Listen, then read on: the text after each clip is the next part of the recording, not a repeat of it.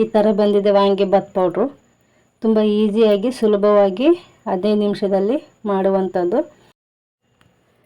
ಇಲ್ಲಿ ಒಂದು 5-6 ಸ್ಪೂನು ಕಡಲೆ ತೊಗೊಂಡಿದ್ದೀನಿ, ಧನ್ಯ ತೊಗೊಂಡಿದ್ದೀನಿ 5-6 ಸ್ಪೂನು, ಮತ್ತು 2 ಸ್ಪೂನು ಮೆಂತ್ಯ, 2 ಸ್ಪೂನ್ ಜೀರಿಗೆ, 1 ಸ್ಪೂನ್ ಮೆಣಸು, ಮತ್ತು ಒಂದು 3 ಲವಂಗ, ಆಮೇಲೆ ಇಂಗು, ಆಮೇಲೆ 2 ಏಲಕ್ಕಿ, ಚಕ್ಕೆ ಒಂದು 7-8 ಪೀಸು ಚಕ್ಕೆ, ಜಾಕಾಯ, ಆಮೇಲೆ ನಕ್ಷತ್ರದ ಹೂವು. ಇಲ್ಲಿ ಬ್ಯಾಡಿಗೆ ಮೆಣಸಿನ್ಕಾಯಿ ತೊಗೊಂಡಿದ್ದೀನಿ. ವಾಂಗಿಬಾತ್ ಪೌಡ್ರ್ ಮಾಡೋಕ್ಕೆ ಇಷ್ಟು ಐಟಮ್ ಇದ್ದರೆ ಸಾಕು. ಇವಾಗ ಹೇಗೆ ಮಾಡೋದು ಅನ್ನೋದನ್ನು ತೋರಿಸ್ತೀನಿ ನೋಡಿ. ಇಲ್ಲಿ ಅರ್ಧ ಸ್ಪೂನು ಎಣ್ಣೆ ತೊಗೊಂಡಿದ್ದೀನಿ.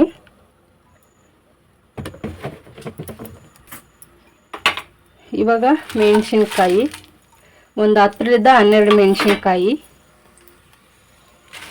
ಗುಂಟೂರು ಮೆಣಸಿನ್ಕಾಯಿ ಹಾಕಿದರೆ ಅಷ್ಟೊಂದು ಚೆನ್ನಾಗಿರಲ್ಲ ವಾಂಗಿಬಾತ್ ಪೌಡ್ರು, ಹಾಗಾಗಿ ನಾನು ಬ್ಯಾಡಿಗೆ ಮೆಣಸಿನ್ಕಾಯಿನೇ ತೊಗೊಂಡಿದ್ದೀನಿ.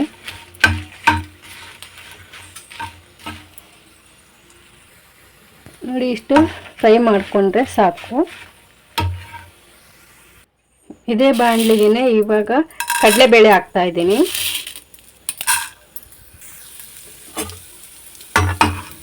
ಒಂದು 5 ಸೆಕೆಂಡು ಈ ಥರ ಒಂದು ಸ್ವಲ್ಪ ಇದು ಹುರ್ಕೊಂಡ್ರೆ ಸಾಕು.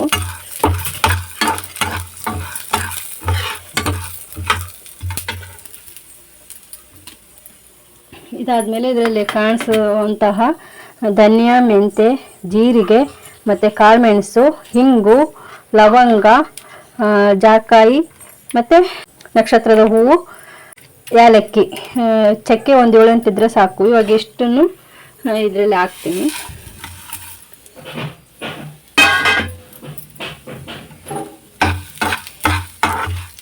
ಕಂದು ಬಣ್ಣ ಬರೋವರೆಗೂ ಫ್ರೈ ಮಾಡ್ಕೋಬೇಕು.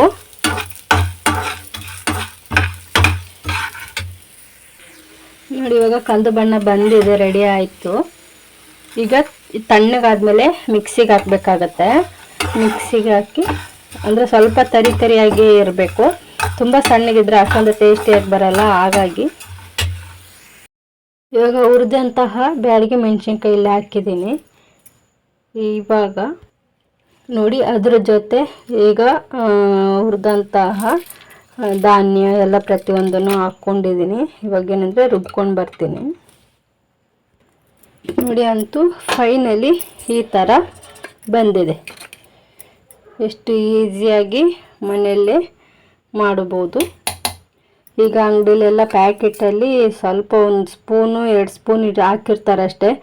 ಸುಮ್ಮನೆ ಅದಕ್ಕಿಂತ ಮನೆಯಲ್ಲೇ ರುಚಿಯಾಗಿ ನಾವು ವಾಂಗಿಬಾತ್ ಪೌಡ್ರನ್ನ ಈಸಿಯಾಗಿ 15 ನಿಮಿಷದಲ್ಲಿ ರೆಡಿ ಮಾಡ್ಕೋಬೋದು ಅಲ್ವಾ.